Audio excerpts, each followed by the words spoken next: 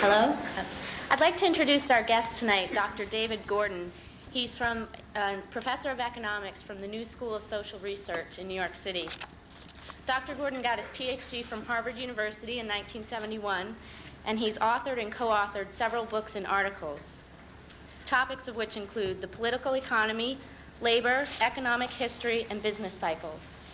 Two of the most recent books co-authored by Dr. Gordon are Segmented Work, Divided Workers, The Historical Transformation of Labor in the United States.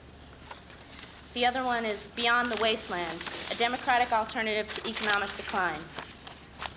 After recovering recently from the worst economic recession since the Great Depression, the United States now exhibits all the signs of a strong economy: low inflation, low interest rates, declining unemployment, and a booming stock market. In light of this, it will be interesting to hear what Dr. Gordon has to say about the future of capitalism. And Dr. Gordon's visit tonight is being sponsored by the Philip Morris Foundation.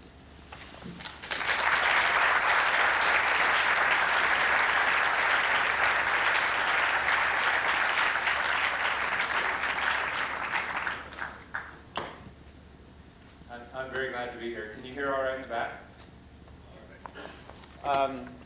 We made a deal at dinner that we would be sure to send the Philip Morris Foundation a full transcript and videotape of the presentation so they'll know how their money is being put to effective use.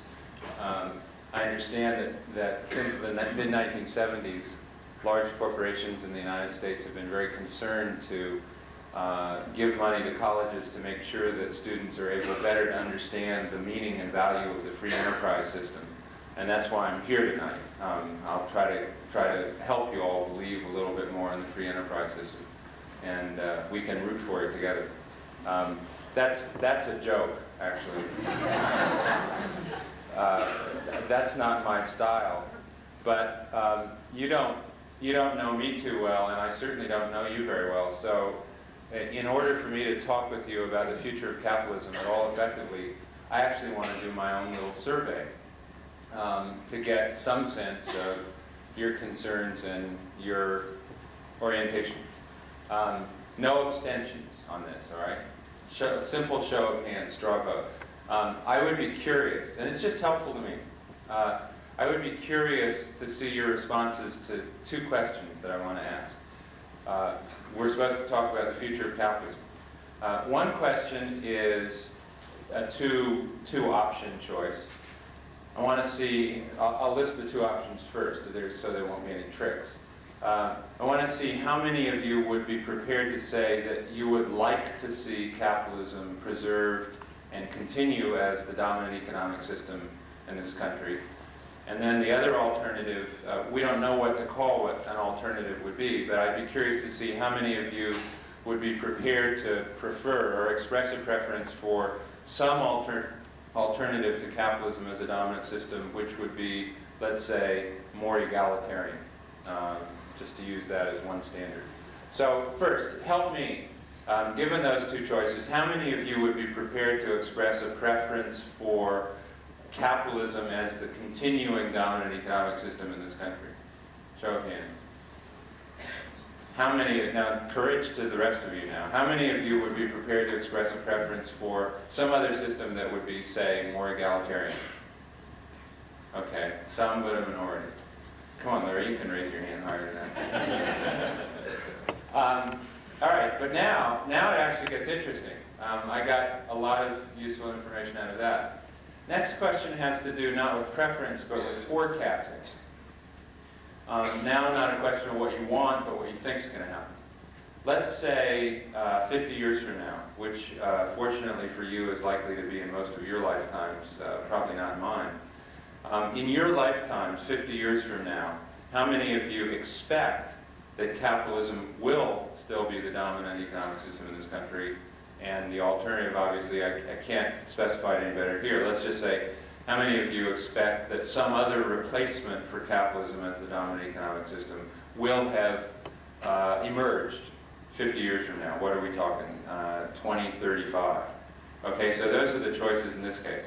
How many of you, first option, how many of you expect that capitalism will still be the dominant economic system in this country, in the United States, in 2035?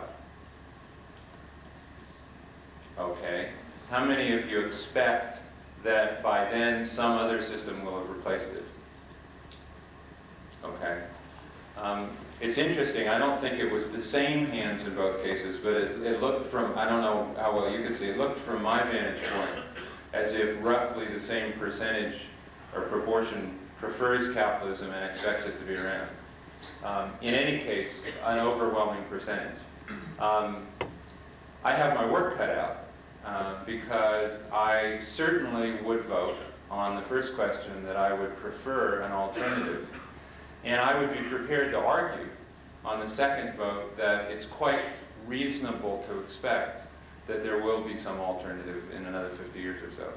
I realize that that is not your preferred point of view, and I also realize it's not exactly a common point of view these days. But give me a chance, and we'll see what we can do. However, I want to go about trying to develop that argument in a somewhat different way than is common. The title of this talk is The Future of Capitalism. That involves an exercise in what's often called futurology. You know, pretending that some of us are smart enough or have enough degrees or have been around the world enough times so that we can look into crystal balls and we can project into the future. In fact, that's very difficult to do, and I'm not going to try to do that. I want to try to build the argument in a different way. There are two common ways of doing that sort of predicting, and I thought I would just comment on the problems with those kinds of ways in order to motivate the method of my own madness. One way of usually doing it is called forecasting. You know, that's gazing into a crystal ball. And usually, for instance, one of the recent very popular books that engaged in some of that kind of exercise was the book by John Naisbitt called Megatrends. And he and his 75 employees at his consulting firm gaze into their crystal ball, and they try to project what's going to happen over the next 15, 20 years. One of the problems with that is that, of course, it assumes that all of us will keep behaving the same way 15 years from now that we're behaving now. And so, in that sense, forecasts are very unpredictable. And they're also misplaced because they don't really speak to the effect of or the critical importance of political preferences. I don't like that kind of forecasting because I like to believe that people change and that people can change the environment in which we operate in order to change the odds. For instance, the political work that I do in this country is very much aimed at changing the odds affecting the way that you just voted on those questions.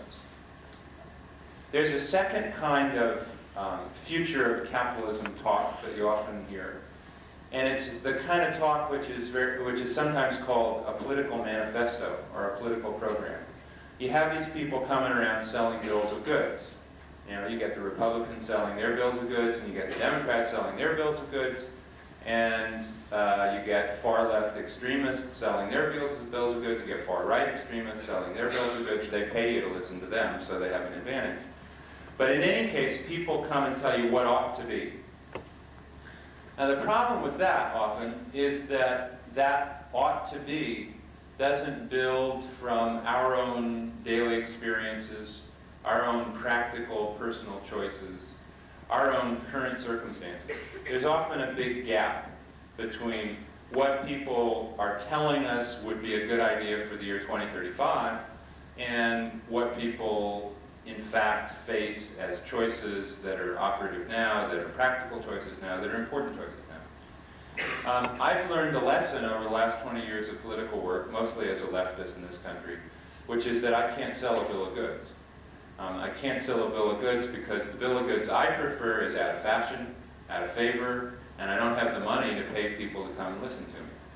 So I've learned to approach it in a different way, and I wanted to motivate the way that I'd like to talk about the future of capitalism by beginning with a short passage from one of my favorite people who talk about the future sometimes, an English leftist literary critic and social scientist named Raymond Williams. I wanted to read from a book that he wrote, which was published recently, called The Year 2000, and he's writing about the problem of future forecasting, of trying to project into the future. And he's just finished suggesting that there are usually these two ways of going about that kind of projection. And then he writes, in intellectual analysis, it is often forgotten that the most widespread and most practical thinking about the future is rooted in human and local continuities. We can feel the continuity of life to a child or a grandchild. We can care for land or plant trees in ways that both assure and depend on an expectation of future fertility. We can build in ways that are meant to last for coming lives to be lived on them. It is true that all these ways of these continuities have been weakened by particular kinds of society and economy which set alternative priorities of quick satisfaction and return. Yet these impulses are still very strong. And then he goes on to talk about them some more. And then finally, he concludes, there is no useful way of thinking about the future which is not based in these values of close continuity in life and the means of life. There is no useful way of thinking about the future which is not based in these values of close continuity in life and the means of life. Well, I want to pick up on that. I'm not going to build so closely on the continuities of your lives that I'm going to build an analysis of the future of capitalism out of the courses that you're taking this semester or the exams that you'll have to take at the end of it.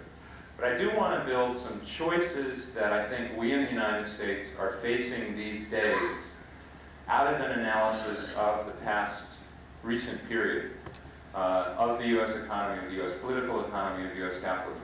So instead of pretending that I know any better than you what it's going to look like in the year 2035, I want to talk about what it's like today in the year 1985 and the choices that are now being made about the future of the United States. Choices that are open to people in the United States, options about which we can express preferences, about which we can mobilize political effort, political forces. And I want to suggest that those choices are open and ought to be open, and that there are strong grounds for moving in a direction which would move toward an alternative which would be more democratic, more egalitarian, more solidaristic, more communitarian in the United States than one that I think is otherwise favored. So that's my strategy. I want to present 4 such choices. It'll take a little while to motivate them, to explain why I picked those 4, but I'll do that fairly quickly. Then I want to outline 4 options that are in fact open to us now, these days in the United States. And then I want to summarize my reasons for preferring one direction in every one of those cases. I think perhaps at the beginning of the talk, given what I've said about my own biases, an orientation that you might well be suspicious about in anticipation. I hope you'll feel that anticipated suspicion. But when we get to that point in the talk, I want you to listen to the reasons for preferring those choices on their own terms. No labels, no left, right, outcast, heterodox, conventional, liberal, conservative, just on the issues that I've tried to frame. And then I'll stop there, and then we'll have it out. I'll be willing to hang out as long as you can stand it to try to see where we might disagree and why we disagree. Okay, the background to the 4 choices. The United States economy, and I welcomed the introduction because it does help create a little tension. The United States economy has been doing okay over the last 2 years, but that's actually the wrong way to look at how our economy is doing in a longer-term sense. We're here tonight not to talk about what the labor market's going to look like when you graduate, but what the labor market's going to look like over the next 20 years. When you do that, the way to talk about how the economy is doing is to look at how it's operated across business cycles. You all know, I assume that there are some people who have taken economics here, that the economy goes up and down through the business cycle. The way to control for that is to look from one business cycle to the next, or from one business cycle peak to the next, to control for those up and down movements. If you do that about the U.S. economy, here's a story. The story is that with every business cycle since the mid-1960s, including the present business cycle, including all of the vaunted, well-advertised fruits of the Reagan recovery, the U.S. economy has performed worse with each successive business cycle than in the previous one. Let's call that, just for short, a period or a process of deteriorating performance. I'm not going to make a big deal out of it on its own terms. My aim is not to criticize it for that, but to set the background. What do I mean by performing worse? Well, if you look at each of the strategic indicators of economic performance and compare them across business cycles, you find things like the following. The unemployment rate. At each business cycle peak, which is when the unemployment rate is lowest, since the 1960s, at each peak, the unemployment rate has been higher with each passing business cycle. So, at our best, we're generating employment for a dropping percentage of the labor force. I know. A lot of people say, well, that's their fault, too bad for them. But listen to another one.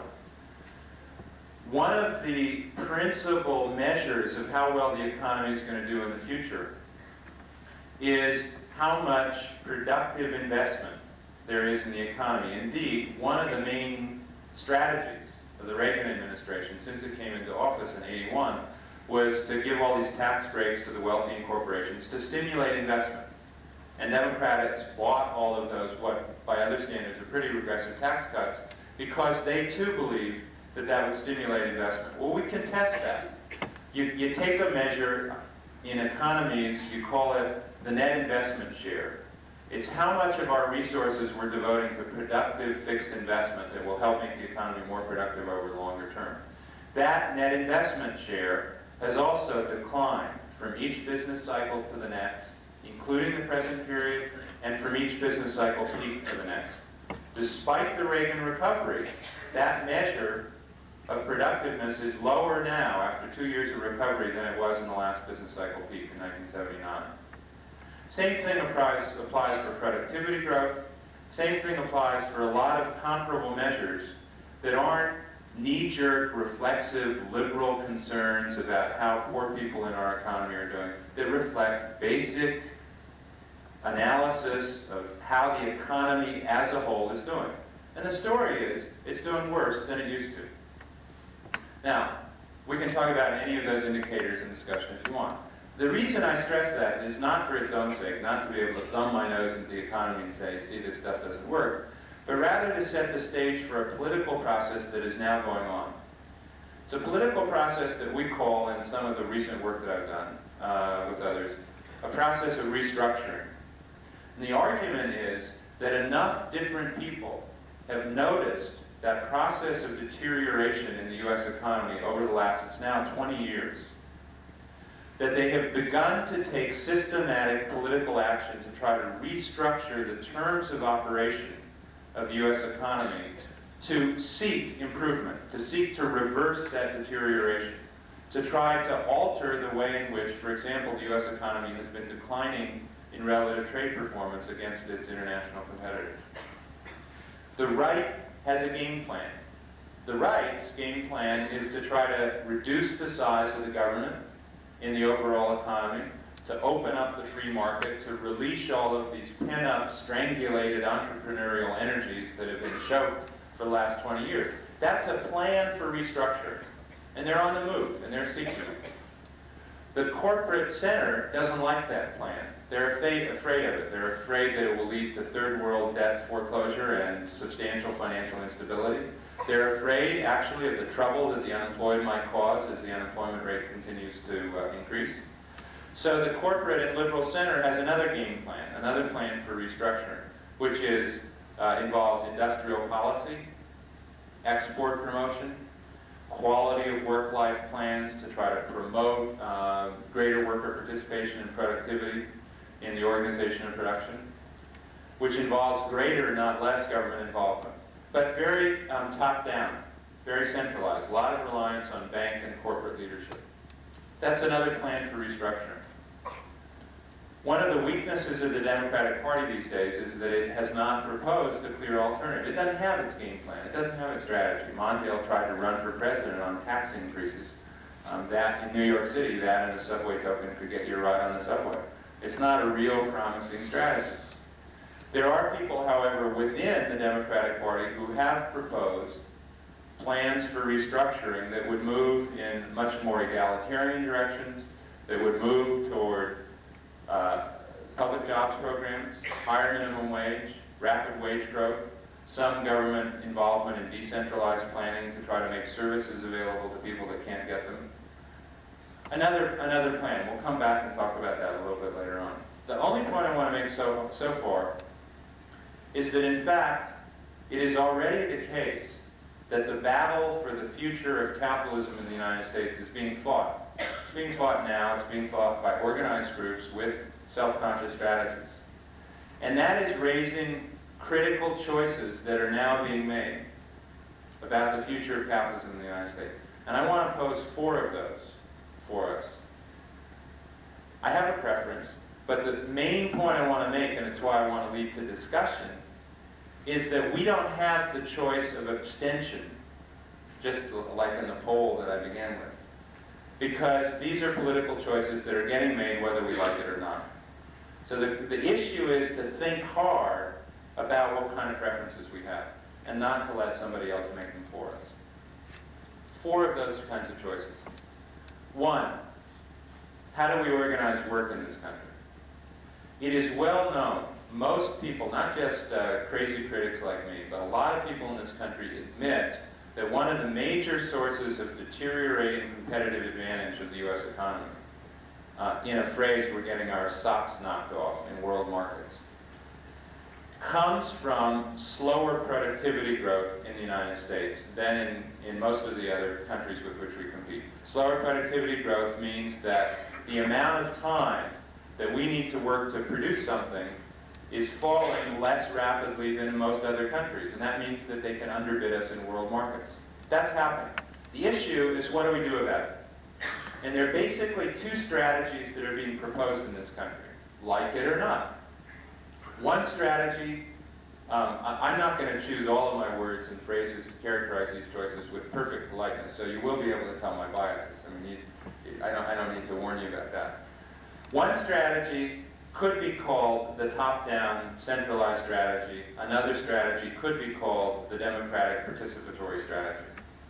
Now, I know that it may sound like that's loading the dice, but that is the way that those strategies are now perceived by a lot of the people who are discussing this issue. Corporations themselves are now debating whether to move in either of 2 directions. One is an explicitly union-busting, wage-lowering, plant shutdown threatening strategy. Get workers to work harder by scaring the shit out of them. And the other strategy, which is also debated within corporations and recognized within corporations as a viable strategy, is a participatory strategy through which one tries to elicit more worker effort, better worker performance, by giving workers a positive stake in the enterprise. Debate? Yes. Examples. General Motors. General Motors may open its new Saturn plant in Tennessee on a non-union basis. It has wondered about whether it could get away with that. At the same time, General Motors opened a new plant in Hayward, California, under joint management with Toyota, which provides all of the following. Industry-level unionized wage guarantees, the best fringe benefits in the industry, guaranteed job security for the current workforce, union participation in decisions about future investment, job structure, and production scheduling and decision-making. Why? Crazy management. Because they've learned from other countries that that's an effective way of improving productivity. What the results of that strategy in that Hayward plant over the last 2 years have been is that it has rapidly become one of the most productive plants in the GM system. And it's not surprising. A lot of people have shown in different experiments, a lot of countries have demonstrated around the world, that one very effective way of improving the performance of enterprises is to give workers a stake, not to whop them upside the head. That's a choice. It is going on now. There are things that could be done to influence that choice. I pose to you the issue, do we prefer a head-whopping or a stake-building strategy for improving productive performance in the United States? It is a real choice, and I think it's important that we make up our minds. That's the first choice. Second choice flows from the first. We're getting our socks knocked off in world trade. One principal response these days, from the right and the center, is to pursue two responses. They go together. One is to rebuild U.S. strength, and I call it the staying on top strategy after a recent book by a very acute conservative analyst named Kevin Phillips. So it's his phrase, not mine. It would involve trying to restore U.S. power in world markets by active, aggressive export promotion, trying to use government influence to improve the terms with which our goods compete in world markets, and remilitarization in order to improve relative U.S. military strength in world markets. And that's not just a Reagan strategy, incidentally. The remilitarization, the defense buildup in the U.S. economy began under Carter in 78 and 79. It's a fairly bipartisan strategy. Staying on top strategy.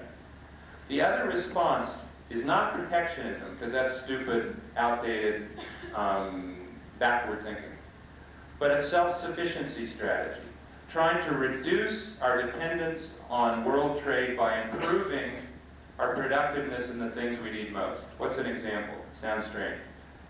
We got killed by higher imported oil prices in 73 and 79. The response at the time was to try to deal with it by promoting farm exports and then weapons exports. A more promising, more stable, longer-term strategy is to reduce our dependency on imported oil. How? Promote conservation, promote the development of renewable energy sources like solar and geothermal power. That has the advantage not just of being able to deal with the problem in the short run, but trying to deal with it over a longer term. How do you deal with rising health costs? Well, you can try to control them or you can prevent disease. Conservation is trying to prevent dependence on unpredictable international developments. Let me call that the self-sufficiency strategy. It is a response to our problems in world markets which says, let's deal with them by gaining more control over our lives, not by trying to gain more control over other people's lives. That is a choice. It is now being debated.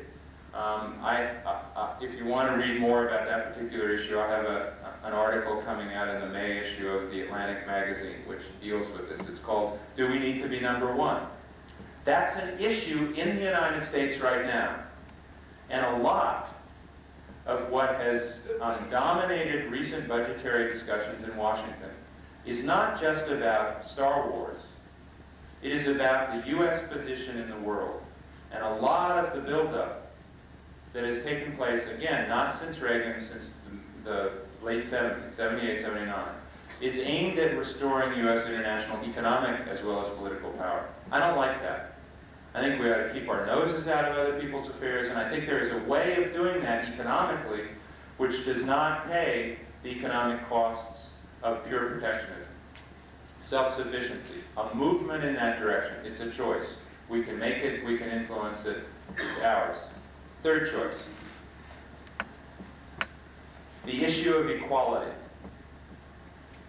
This economy is becoming increasingly unequal. The gap between the wealthiest 20%, in which I will be so bold as to assume that many, if not most of your families reside, the gap between the upper 20% and the remaining 80% is widening very rapidly in the United States. It ain't just a question of the poor. We know that poverty, the incidence of poverty has increased under Reagan. It is a question, rather, of the bottom 80%. Their share of total personal income in the United States dropped from 55% in the mid-1970s to 50% in the mid-1980s. As those data moved, as that kind of figure moves, that's a huge drop in a fairly short space of time. It's usually, historically, a fairly stable figure. The degree of inequality in wage and salary earnings has increased by 15% since the mid-1970s. You see the signs of it around you all the time, and I trust that you read the papers enough to recognize these signs. People are being pushed into lower wage jobs. The unemployment rate is rising. The safety net is being cut. Social concern and government programs providing some degree of security for those in the lower part of the income distribution is being undermined or eroded. There is an increasingly anti-union sentiment.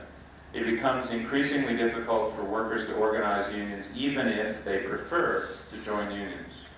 It becomes increasingly difficult for workers to hold on to unionization privileges, even though they would like to do so.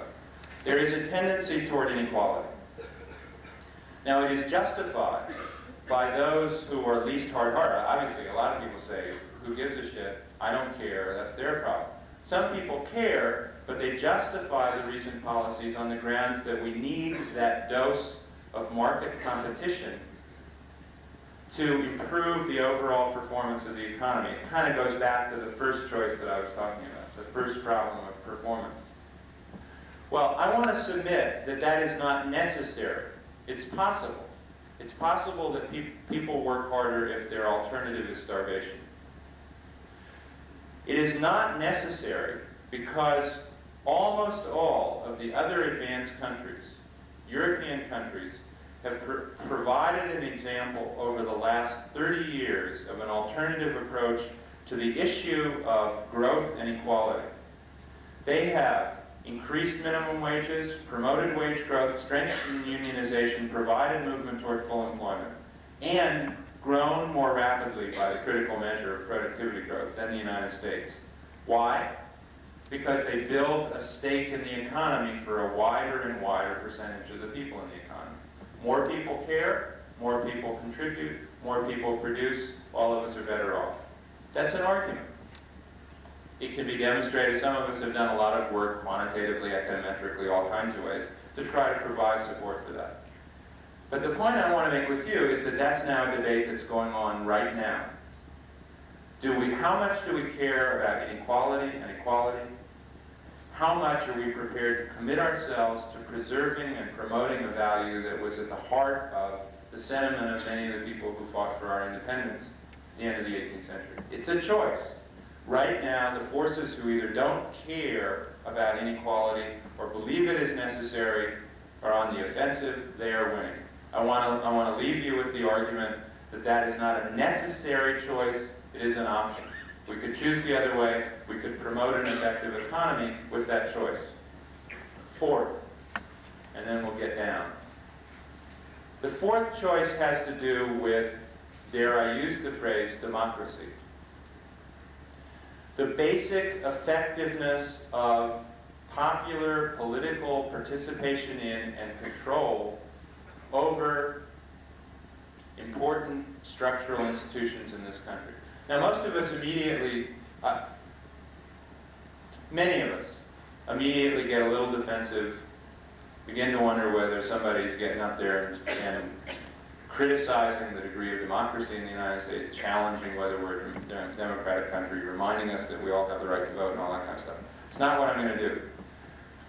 I believe that the greatest strength of this country, compared to many others, is the depth and vitality of our democratic tradition.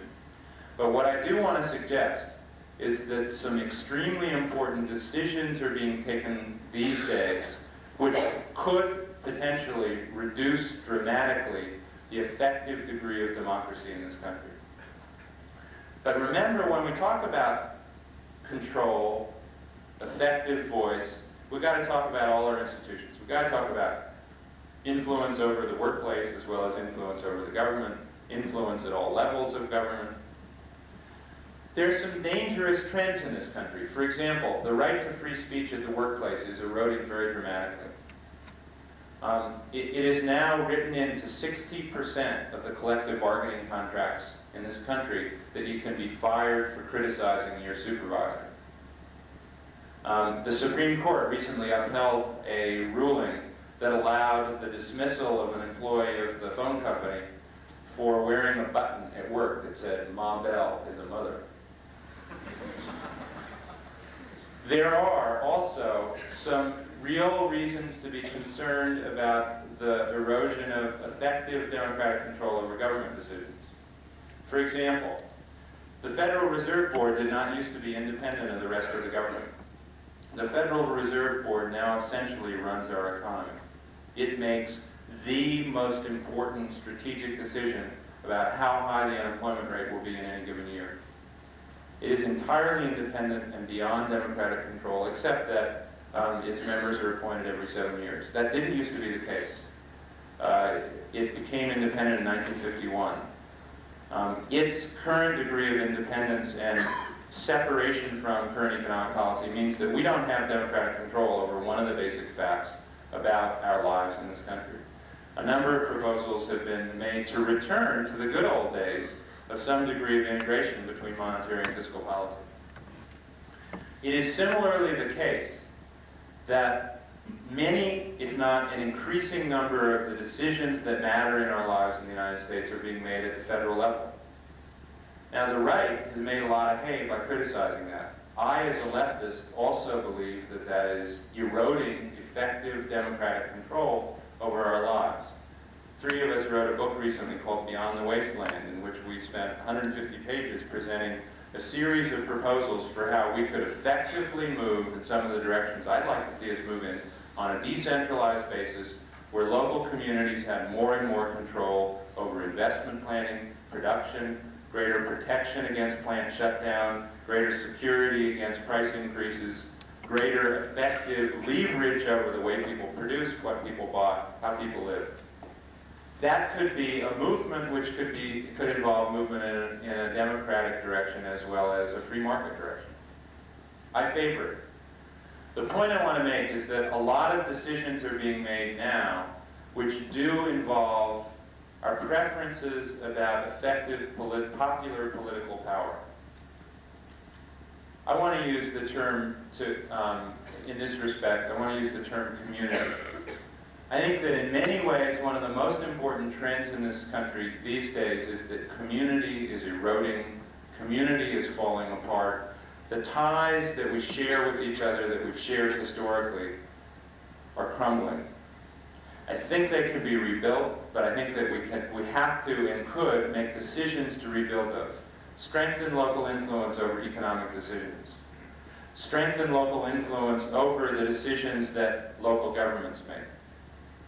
I live in New York City. Some of you may remember that in 1975, the state government ruled that the democratically elected officials in New York City would no longer have decision-making power over our own budget.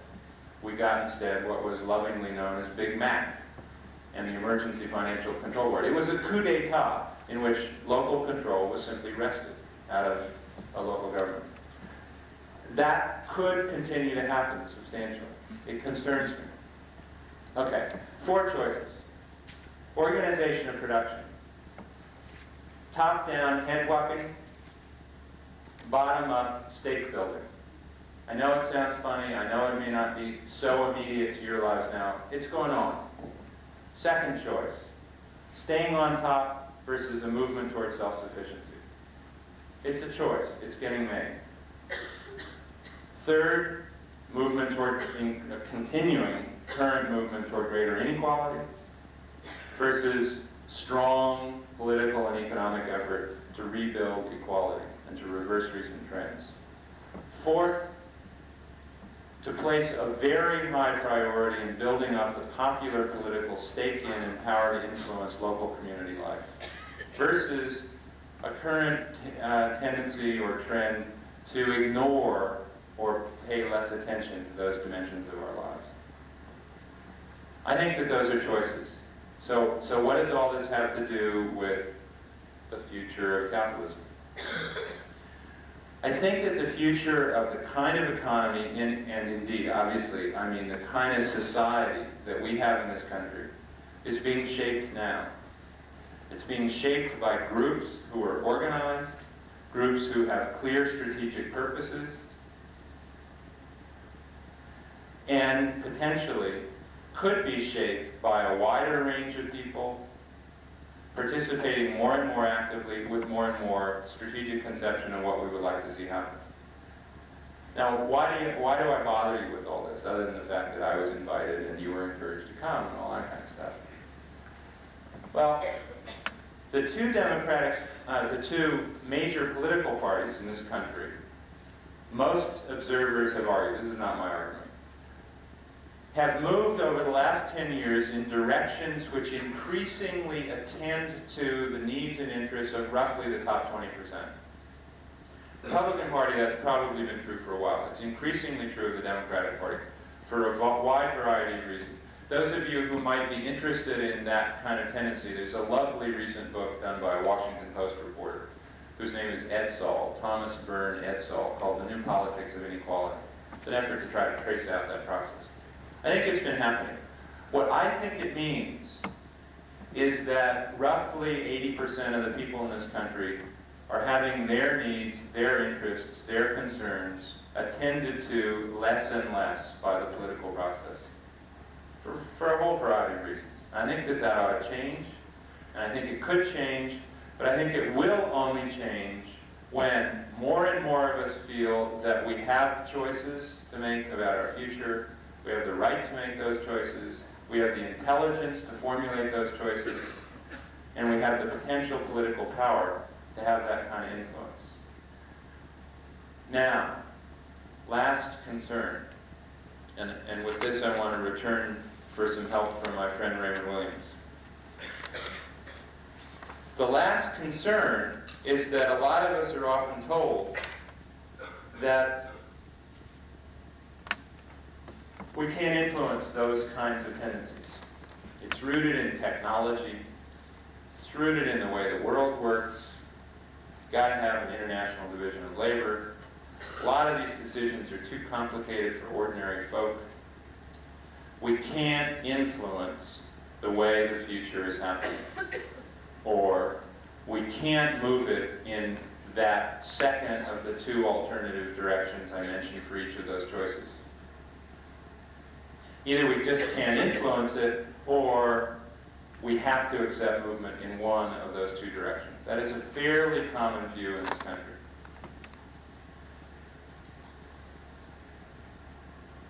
Raymond Williams writes at the close of this book on the year 2000, "The deformed order itself, this world that we currently inhabit, is not particularly rational or intelligent." He's speaking in a context in which he allows that many people may feel it's the best we can do. It's got a lot of problems. It can be rational or intelligent enough in its specialized and separated areas, but in its aggregates, it is usually stupid and muddled. It is also, in some of its central drives, an active generator of bad emotions, especially aggressiveness and greed. In its worst forms, it has magnified these to extraordinary scales of war and crime. It has succeeded in the hitherto improbable combination of affluent consumption and widespread emotional distress. It's not surprising that many of us have a strong response to these tendencies that appears often emotional. But, he goes on to argue, there are very strong reasons why we should and can challenge what now most controls and constrains us. The idea of such a world, this world which is proceeding along its inevitable track, as an inevitable future. It is not some unavoidable real world with its laws of economy and its laws of war that is now blocking us. It is a set of identifiable processes of realpolitik and force majeure, of nameable agencies of power and capital, distraction and disinformation, and all these agencies interlocking with the embedded short-term pressures and the interwoven subordinations of an adaptive common sense of our own response. It is not in staring at these blocks of movement that there is any chance of movement past them. They have been named so often that they are not even, for most people, news. The dynamic moment is elsewhere, in the difficult business of gaining confidence in our own energies and our own capacities. And I mean, he concludes, that supposing the real chances of making a different kind of future are 50-50, they are still usually 50-50 after the most detailed restatement of the problems. What he means there is that we can look and we can think and we can work it out, and still, there are odds for, there are odds against. Indeed, sometimes, in one kind of detailed restatement, There is even, I feel it all the time, there is even an adverse tilt. But it is only in a shared belief and insistence that there are practical alternatives that the balance of forces and chances begins to alter. Once the inevitabilities are challenged, we begin gathering our resources for what he calls a journey of hope. My argument about the future of capitalism is not that it's predestined, not that your votes were right and my votes are wrong, not that any of us has a crystal ball and we know how it's going to turn out. My argument is that we have choices. People are now exercising those choices. In a democratic political economy, all of us have to formulate our preferences and make those choices. Time in college often feels like a protected time. I know when I felt there, I hung out and I had a great time. It doesn't mean that you have to act now. I'm not asking people to go out and write letters to Congress folks tomorrow. But it does mean that our future is now being shaped, and it does mean that we ought, this is the only bill of goods I have to sell, we ought to formulate our views and express those views, to make those choices. It would appear on the basis of our straw vote that I probably have different preferences than many, if not most of you. But what I want now, and I will shut up, believe it or not, I will shut up. What I want now to do is to assume that we do have choices, that there are two sides to those choices, that there is a reasonable argument that can be made on both sides of those alternatives that I sketched. And I want us now to get some practice in hammering it out, because that's what shapes the future of capitalism in the United States. I'll stay. I hope many of you stay. But for those of you who need to leave now, thank you very much.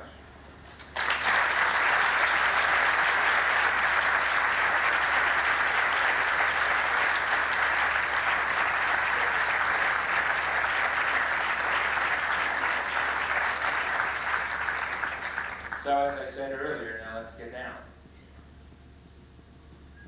You talk about inequality of wealth. What happens to small businessmen? Usually it affects the whole works hard on his own and becomes part of that 20% and they lose it because politics start taking away from tax. Yeah, I will. People in the back couldn't hear. The question is about small business folks, about small business entrepreneurs who start out with little hope to make it into that top 20%, then sometimes situations change and lose out. We don't provide much support in this country for small businesses. Small businesses control a pitifully small percentage of total wealth. The largest 500 corporations control about 75-80% of wealth in the United States, industrial assets, and that's growing. Most current policies, particularly the policies of that agency that is beyond our control, the Federal Reserve Board, are screwing the shit out of small businesses, because the single thing that most undermines the potential future of small business formation and success is the interest rate. Because they don't have their own capital yet, so they have to borrow, and what they borrow depends, or what they have to pay for that depends on the interest rate. So I think a short answer to your question is that it's a hard time to make it through the small business route in this country, and it's growing harder. I regret that so many small business people in this country believe that a sort of strong, urgent, rapid movement in the free market direction is in their interest, because often it's not. It's in the interest of the very few who make it. But the rest of the people who don't make it are often worse off for having tried.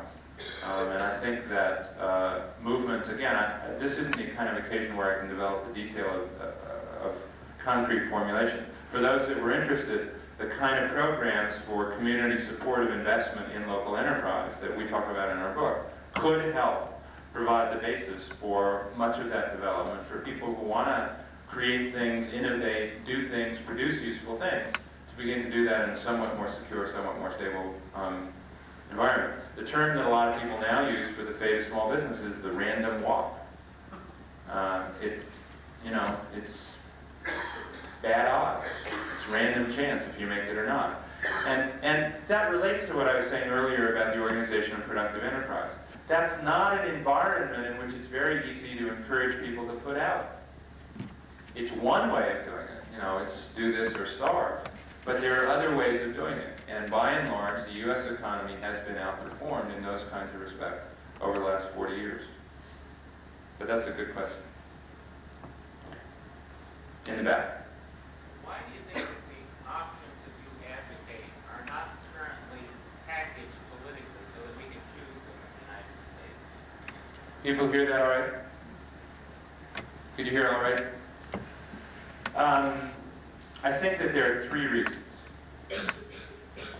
One is that there is one group that would not benefit from many of the proposals that I talk about, and that's the very wealthiest people and those who run large corporations. They have a lot of influence over decision making. They control a lot of media. That's an obvious explanation. I don't want to sound too cynical about it, but I think it's one important explanation. A second explanation hits harder at home. I think that there is a dominant perspective, particularly in economics, my own profession. Incidentally, when I speak against dominant tendencies in economics, you should know that I'm committing the heresy of criticizing my own family. I come from an entire family of economists. They're all mainstream economists, and I disagree with them all. I'm at least fair-minded in my family disagreement. I think that most of you know that the dominant tendencies in economics are relatively narrow-minded in the following sense. I don't want to sloganize or name call them.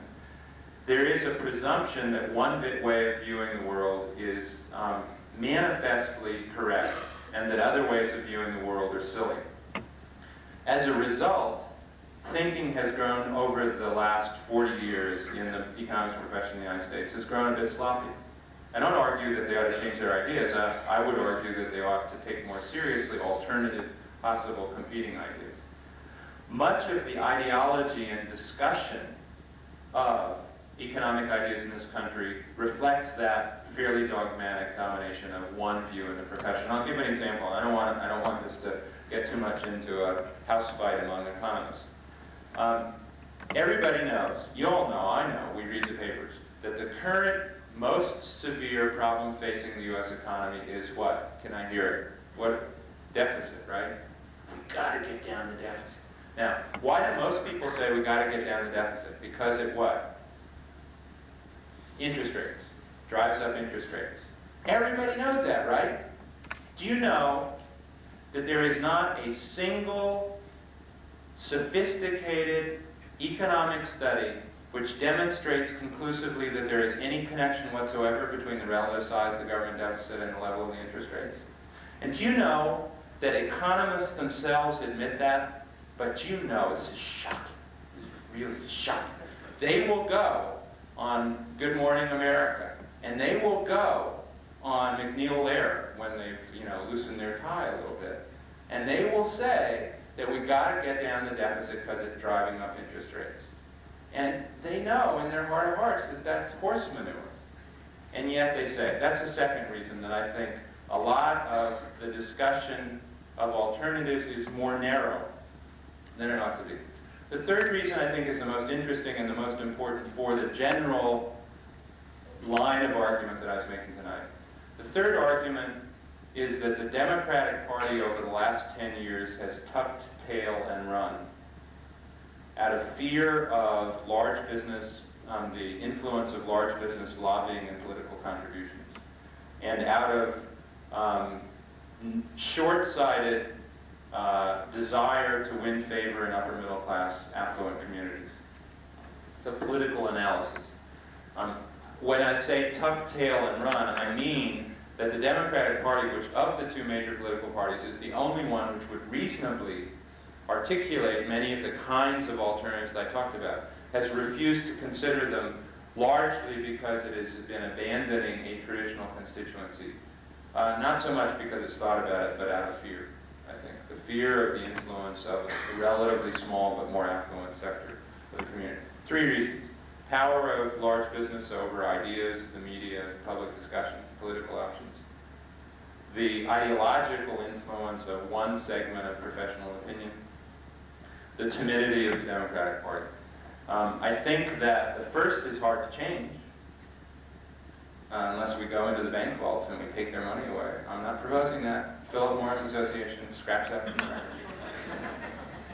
The second is difficult to change, but it ought to be changeable. The third must be changed. If we can't have a two-party system in this country which represents the interests and needs of all of the people instead of 20% of the people, then we need another instrument. Either the Democratic Party has to change or there has to be an alternative party. I would prefer the former because it would take less effort. But if we can't have that, then we need something else. 50 years ago, during the Great Depression, you asked the average person, American citizen, how he felt about the future of capitalism, he would not feel too good about it. He wouldn't feel too good. About the future. Yeah, that's what I heard. And many economic questions as well. Why can't you chalk up the culmination of the current events as just an unusual dip in the economic business cycle that will eventually straighten itself out? Two answers. One is that, as I argued before, they've been going on for 20 years, and that's longer than most unusual dips. And that builds on an analysis which a lot of people agree with, some people don't, that this process of deteriorating performance, in the sense I defined it originally, has been going on that long, began in the mid-1960s. So it would be surprising either that that was what you'd call an unusual dip, or that it would necessarily correct itself just like that. Second argument is more important. We think, and we've done quite a lot of analysis to indicate this, that the sources of that performance over the last 20 years are based in or grounded in real struggles over how the economy is organized. It's an argument that we also developed in this book I mentioned, Beyond the Wasteland, and I just, if you were interested, you'd have to look at that. We don't have the time. But, for example, there's no question but that the U.S. has lost economic power internationally. To overuse my same phrase, we've been getting our socks knocked off. And that's a real process. It's not going to end because we will it to end. It's not going to end because Ron Bow gets on the tube and urges us to do better. It's a real process, and so it requires real solutions. The people who are talking about the staying on top strategy are proposing a real alternative. They admit that we're getting killed in world markets. So I think the second argument is much more important than the first. The first is interesting and worth noting as a response to your question. But the second argument is that there has been a real process that's underlaying this deteriorating performance the last 20 years, and there are people who are taking action to try to attend to those structural transformations that have been going on. The question is, how do we do it? And that would then take us back to many of the points I made in the talk. But I think that how do we know? That's how we know. How do you feel that current tax Speak up a little bit so that... How do you feel that current tax policy fits into the quality tax? fits into the Quality tax? equality factor. Are the current leading proposals for tax reform affecting the choice between inequality and equality? I think that the way to answer that question is to answer it over a somewhat longer time perspective. If you look at what's happened to U.S. tax policy over the last 15 years, it has become dramatically more regressive. Regressive in this context means that it has disproportionately hurt those with less income, has disproportionately benefited those with more income. That has been particularly the case since 1981. And one of the most important ways in which that has happened is that large corporations have been given a clean slate to a very large degree. A combination of what's called accelerated depreciation allowances, investment tax credits, lowered corporate tax rates, lowered rates of income taxation on higher levels of income, has meant that more and more corporations, there's been a new study that's just been released in Washington by something called Citizens for Tax Justice, more and more large corporations, earning close to billions of dollars on an annual basis are paying no taxes whatsoever. So the movement over the last 15 years has been very much in a direction of promoting inequality. All of the current current proposals, ironically, even including the proposals coming out of the Reagan Treasury Department, would propose to redress that tendency to some degree, particularly on the corporate front. All of the current proposals do aim to recapture some of the prospective corporate tax revenues that have been thrown away, basically, over the last, well, even a longer period, but particularly over the last 15 years. So I think that the way to ask your question is, do they go far enough toward reversing the trends over the last 15, 20 years? And my answer would be no, none of them currently does. Even the most progressive proposal currently advocated by the Democrats, which is the Bradley-Gephardt bill. Senator Bradley, tall bill, good basketball player. Bradley of New Jersey and Gephardt of Missouri, would accept a basic shift in our income tax structure and corporate tax structure toward much lower tax rates on wealthier people. And I would argue, though it's not for me an important point, I don't think that that particular choice is as important as any of the four other issues that I raised. In general, I think that we can do better than that. And so in general, I would support a higher rate of taxation on income from capital investments than is currently the case in the United States. Particularly intrigued by your concern and your interest in the development of decentralization of decision making as a part of empowering the people most affected by the smallest affected by the economy. The question I have is, in our failure to compete now in the world markets, is there a model in another economy in which decentralization of decision making, of activity and involvement by workers, political involvement, has produced growth we can experience, and that's the direction we want to go. My own experiences from France and Japan, and I don't see that being the case in those two economies. That's a good question. Could people here on this side? Yeah. The model question is always a difficult one because we ain't like other people, and it's sometimes misleading to ask how could we be more like other people when we aren't. I would say, but still, the basic question is important. Is there a practical example which illustrates the practical possibility of moving in the direction I'm talking about? I would say yes and no. The yes is that there is clearly examples, and I think the Swedish case is the best example of this, of effective use of movement in the first direction I was talking about, on the first option. Effective use, and the Japanese to some degree as well, but let's stick to the Swede. Effective use of the bottom-up stake-building strategy for making enterprise more productive. 85% of the labor force is unionized in Sweden.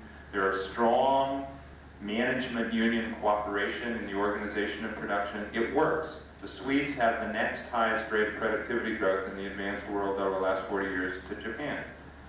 So at the enterprise level, there are clearly examples, all of the available examples indicate that the bottom-up stake-building strategy would probably work far better than our top-down head-walking strategy.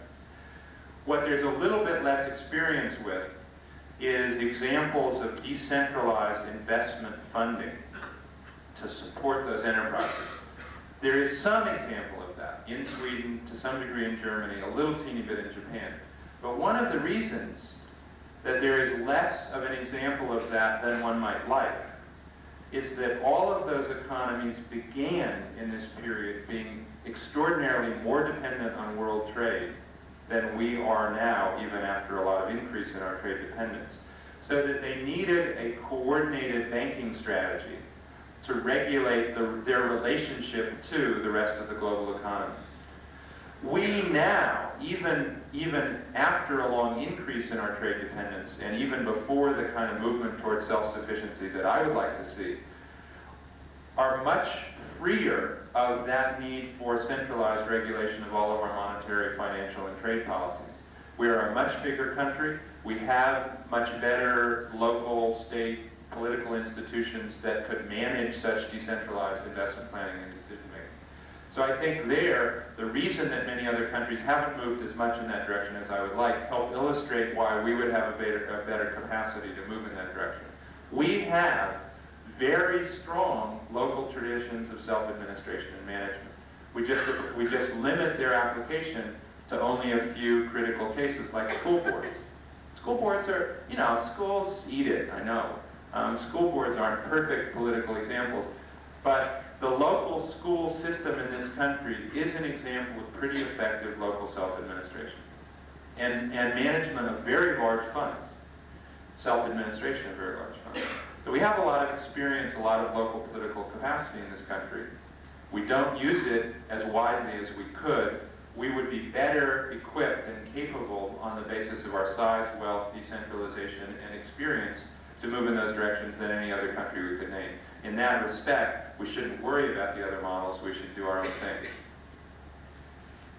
Far back. Yeah. I think one of the reasons why the kind of participatory, egalitarian type of solution which you're advocating doesn't do very well in the United States, and even with audiences like this one, is that a lot of... Wait till we do the straw vote at the end. Okay. Is a lot of it is based on a Marxist analysis. And a Marxist analysis is equivalent to socialism, is equivalent to what they have in the evil empire, and so therefore... You don't mean the Soviet Union, do you? No, not really. And therefore the associations that it calls up make it very difficult for those who advocate that point of view to get that kind of knee-jerk association out. I wonder if you'd address that issue. People here okay? Okay, I'll address it in two ways. First of all, yeah, I think you're right. It's a long-standing response in this country to call people who organize against established power something firm. Those of you who know a little American history know that in the 1890s, federal troops were brought in to crush union demonstrations and strikes. In 1919, after the end of World War I, the so-called Palmer raids deported people who had no political connection to any foreign political elements. And at the end of World War II, a lot of unions were purged of anybody that looked in any way different or too radical. So, yes, these days, about the worst thing that you can say about something in many circles in the United States is that that person willingly or unknowingly supports policies that would give comfort and countenance to the commies. For many years I shared a house with some young kids. When they were about 8 and 10, they heard that I was, left somehow. And they grew up in the Lower East Side of New York, and their street language came to the fore when we would get together, and they would taunt me. They would say, "Oh, you commie pinko faggot, you." And that's the associational syntax of this threat of foreign. Yeah, that's important, clearly, unquestioningly.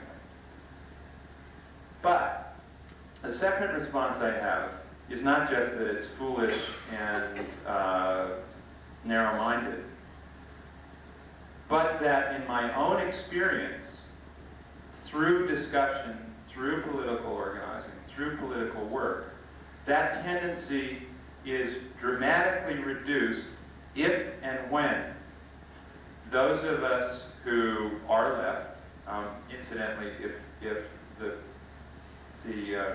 the question has raised some concerns in some of your minds about what I would call myself or what me and my friends would call ourselves. Politically, I call myself a democratic socialist. The kind of economic analysis I practice builds more on the Marxian tradition than any other because I find it the most useful tradition. My current political party registration is in the Democratic Party, and I voted in every Democratic election for the last 20 years. And I'm actually, when you get to know me, quite a reasonable fellow. My experience in talking to groups and doing political organizing is that how much fear of the foreign is aroused depends centrally on how much you walk in acting like you know what's in other people's interests. It is, I think, true of the left tradition in many Western countries that they made a dramatic strategic mistake roughly after World War I, of believing that they knew what was A, historically inevitable, and B, would be good for other people. And I think a lot of us more recently have learned that the best way to build any kind of effective political movement is to begin with people's own statements of their own needs, and to begin with the process that tries to figure out what would be the best ways to advance that. That is why, with you, just as when I go talk to a union audience or I go talk to a community group, I don't tell you what I think we ought to do. I don't tell you principally the way I think it's going to turn out in the year 2035. I say there are choices going on, being made. We can have some exercise. It's important to understand them and make decisions about them. And that ultimately, you will have to understand those choices and you will have to reach your own preferences. My role as a leftist in the current political climate and environment in a country like the United States is very much at odds and at disadvantages to articulate alternatives that don't normally get articulated. But I ain't going to be the one to tell you that that's in your interest. Indeed, I would even wager that some of the things I've talked about might not be in the interest of some of you or some of your family. But what we got to do in a democratic society is talk with each other. What this democratic society, unfortunately, does not do enough is respect the needs and interests of all of its people or respect views coming from traditions that it finds threatening. I think, however, my experience is that even in spite of the right-wing sentiment and fervor of the last 5 years, that I don't feel myself, as a recognized Marxist economist or a reasonably well-known leftist, particularly more threatened or closed out. I have a relatively more optimistic view of that process than many, but that's partly because of my understanding of the way to deal with it politically. Woman in the black sweater, and then I saw one hand here. Neither of our political parties has any platform for dealing with problems, structural economic problems relating to women and blacks. And this became very evident in the last election. I'm wondering if you would speak to that issue. Well, it's largely true. The Democratic Party thought that it had satisfied both constituencies by nominating Geraldine Ferraro for the vice presidency. I would speak to it again in two ways. One, on economic terms, one of the most important things that could be done to improve the relative position and state of both women and minorities, people of color, not just blacks, would be to move in the direction of policies promoting greater equality in the ways that I talked about, in the spirit that I talked about. One of the things that we could do that would best improve the fates and fortunes of both people of color and women in this country would, in the proper context with the right other macroeconomic policies, to increase dramatically the minimum wage. Minimum wage? People haven't even talked about the minimum wage for years. But it ought to be a lot higher than it has been in the United States. So, movement toward policies promoting greater equality would make a big difference.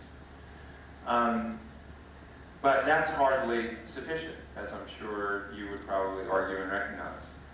The second way in which the political process ought to deal with the position of women and people of color in this country is to recognize the very deep roots of our historic sexism and racism, the very deep roots of the clear prejudices that have been practiced historically and are now practiced against women and people of darker colored skin. And to recognize that those processes have their own independent existence and basis. And I'll speak personally about this, as I have about some other issues. I came of political age in the 60s, as you might be able to tell roughly from my age and beginning of the gray hair. I was of the generation that got excited about the first stages of the feminist movement. I was married in 1967. My wife was a feminist. I called myself a feminist. We thought it would be easy to equalize the household division of labor. Bullshit. It was one of the hardest political struggles I have ever been engaged in my life. And I've been in the civil rights movement, and I've been in the peace movement, and I got my car window broken in the South and all that kind of stuff. Those roots go very deep, as we've now learned. They go very deep so that even though I was willing, I was not able to share fully and take full and equal initiative in simple things like, who does what around the house. And I think that in our political culture at the local level, at the level of everyday struggle, a lot of people have begun to recognize those lessons. I think that the established political process has ignored those lessons by and large, and that the mostly white men who run this country refuse to recognize the depth of those roots, the urgency and power of those practices. And so even though they will say, yes, yes, we need to treat our women folk and our colored folk better, they will continue to act on a daily basis which denies that. So I think that we have to move in both directions, and we have to recognize that movement in both directions is important. Yeah, word union. Speak up so people in the back can. The word union keeps coming up a lot. I'm just curious The why. which word? Union. Yeah. Why it doesn't work so well in the U.S. and it does in Japan, even though there they get paid dog shit. But actually, Compared to here, I mean, yeah. the unions here don't get, their pay isn't that bad in respect to their coworkers over in Japan. Well, it's the question, the questions about unions and about the relationship between unions here and in Japan is the question why more people aren't in unions, or why the unions that we have don't help more effectively to improve productive performance. Let me answer by referring to 3 countries as a group. The 3 countries among the advanced countries that are similar with respect to your question are the US, the UK, and Italy. They're different in that there's a pretty big variation in the percentage of workers who are unionized, but they're all common in the sense that in the post-war period, managements adopted conflictual management strategies for dealing with their unions and with their workforce. Japan, on the one side, Germany, Sweden, other Scandinavian countries on the other, reflect practices which move toward cooperation. So the issue is really the issue I was posing in the first options that I mentioned. It's not just the existence of unions, it's how unions and corporations relate to each other. And our corporations chose early on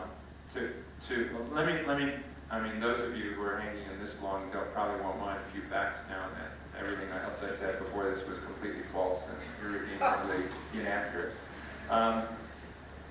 In the United States, in 1980, 12% of employment was managerial and supervisory. 12% managers, supervisors. The next nearest country was Japan at 4%. 4.5%. Germany 4%, Sweden 3%.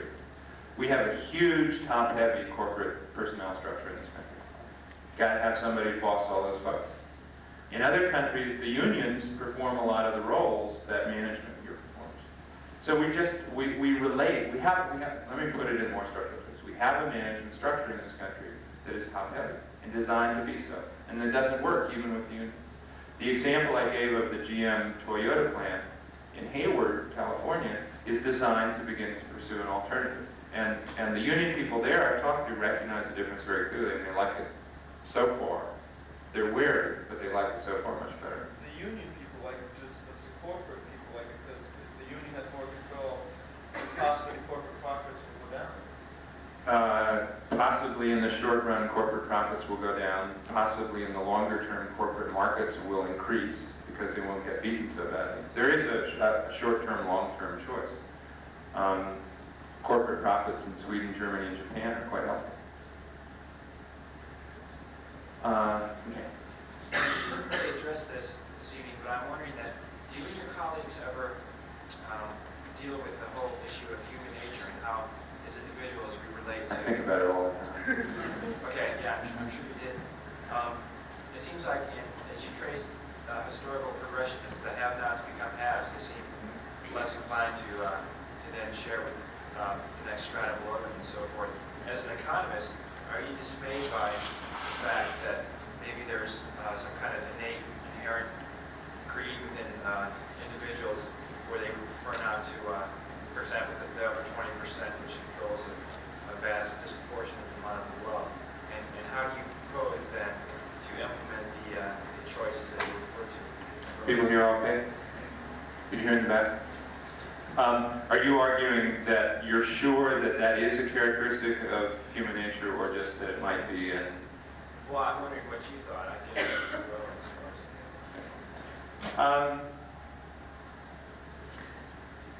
I have a colleague who teaches with me, whose name some of you may know, named Robert Heilbroner.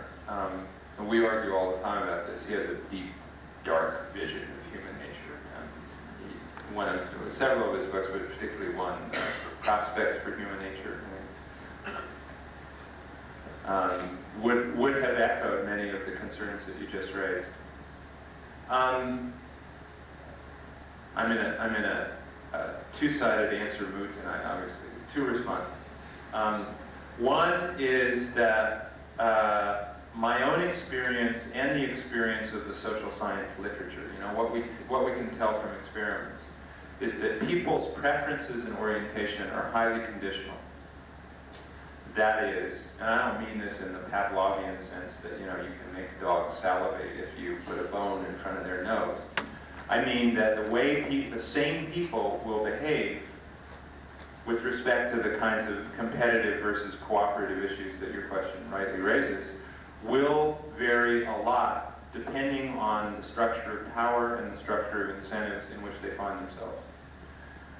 For example, one of the experiences these days in corporations in the United States is that team and group management has been a very effective response to problems of innovation and planning in the face of international competition. And that it is possible to build in incentives toward teamwork and cooperation among managers, who are more competitive than fucking managers, for Christ's sake. But their behavior has changed to some substantial degree because of incentive structures. So my first response is that in many ways we don't know how much of the competitiveness which many of us, including myself, see around us is, as your question would suggest, intrinsic to human nature, and how much of it is structured into the particular incentive and power relationships that we share. The second, so part of that is I have a hope and a reasonable expectation that in appropriate circumstances people can behave very cooperatively. Some of my richest experiences, to get a little teeny bit emotive and almost rhetorical about it, some of my richest experiences have been in experiences of struggle in the South in the civil rights movement, working with people whose unions were under fire, where the structure of the situation was such that if people didn't cooperate, they would get killed. And people behave with incredible nobility and solidarity in those kinds of situations. Now that's not proof that that's human nature. All that is a suggestion that the way people behave changes a lot depending on the circumstance. My second response is that we are far in this country from testing the bounds of people's ability to behave decently and cooperatively with each other. I mean, we go out of our way in this country to encourage meanness, selfishness, indecency, mean-spirited social practice. And we could move a lot in an alternative direction without yet really bumping up against what even your question might suggest are the fundamental, irretrievable boundaries of human selfishness. We could teach people in school, in elementary school, a little bit more about the richness and democracy of the union tradition and the struggles that people have waged. A little bit less about the so-called Horatio Alger story in which one person got wealthy by stepping all over everybody else. We could teach in elementary schools a little bit more about the struggles that people have waged all around the country, like in the Philippines, to get a modicum of democratic power and access to political participation, instead of spending so much time talking about the intrinsic right of the United States to dominate the political fortunes of other people. So I think that we've got, my first response is, in many ways, as I said, I have reason to hope and to expect that people's behavior can change. My second response is we have so far in this country to go before your question would become, a fully relevant test of our capacity to behave more decently. we could behave much more decently within any reasonable construction of human nature than we do now. And we could construct and pursue a set of policies that would make that easier than it is now. I am, in case you hadn't noticed yet, often ashamed in the most basic human way about how this country behaves toward others. Ashamed. I mean, there's no other word for it. And there is no reason that is constructed in our human nature that requires that we behave that way. There is a tradition in this country of decentralization of decision-making, of economic activity, and something that's valued human cooperation, and that tradition is religious. Do you see a role in that tradition in the development of decentralization and a revived sense of participation in democracy? People hear okay?